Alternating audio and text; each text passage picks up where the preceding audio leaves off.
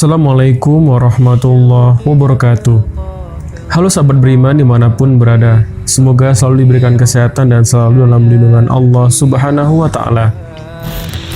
Bersama saya Anggi Irawan, pada kesempatan kali ini kita akan membahas salah satu kisah Sayyidah Aisyah yang tidak diberi minum oleh baginda Rasulullah Shallallahu Alaihi Wasallam. Sebelum video ini dimulai, jika channel ini dirasa bermanfaat, silakan like, komen, dan subscribe agar channel ini dapat berkembang serta dapat memberikan manfaat bagi kita semua. Karena sebaik-baik manusia adalah yang bermanfaat bagi orang lain. Tanpa berlama-lama lagi, mari kita langsung ke ceritanya. I love you, Allah.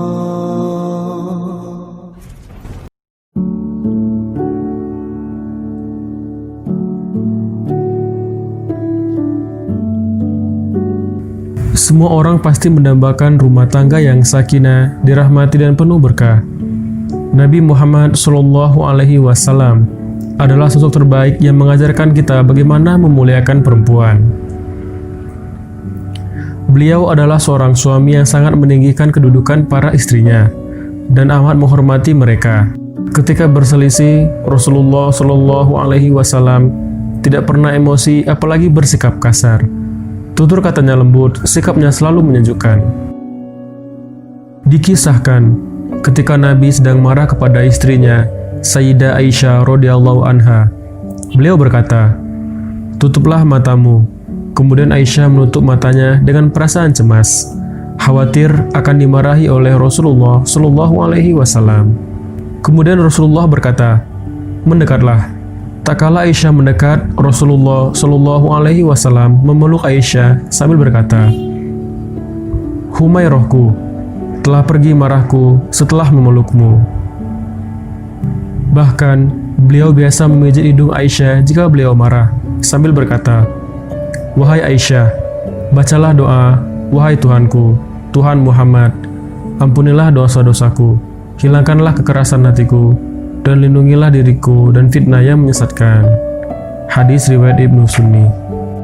Suatu hari, Rasulullah Shallallahu Alaihi Wasallam pulang dari perjalanan jihad fisabilillah bersama para sahabat.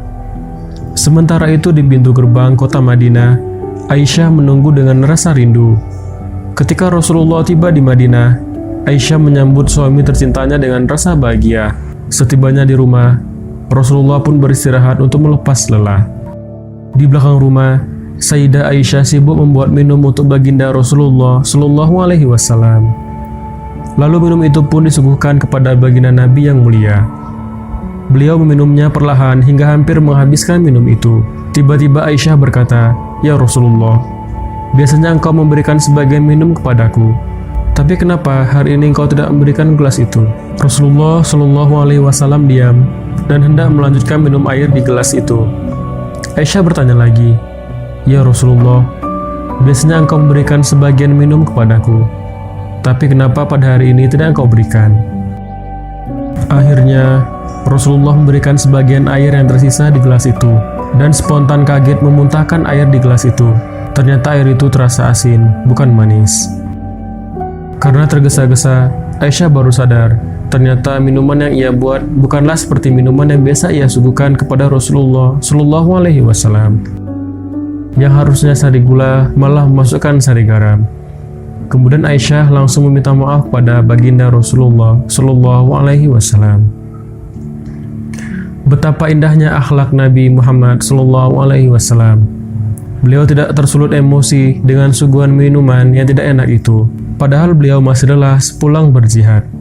Demikianlah salah satu akhlak terpuji baginda Rasulullah Shallallahu Alaihi Wasallam ketika memperlakukan istrinya. Orang mukmin yang paling sempurna imannya adalah yang paling baik akhlaknya. Lelaki yang paling baik di antara kalian adalah yang paling baik terhadap istrinya.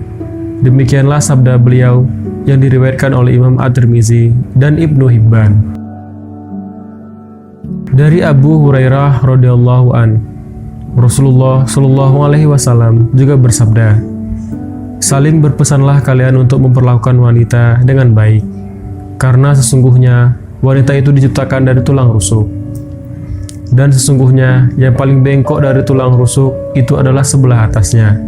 niscaya engkau akan mematahkannya, dan jika engkau biarkan, ia akan tetap bengkok.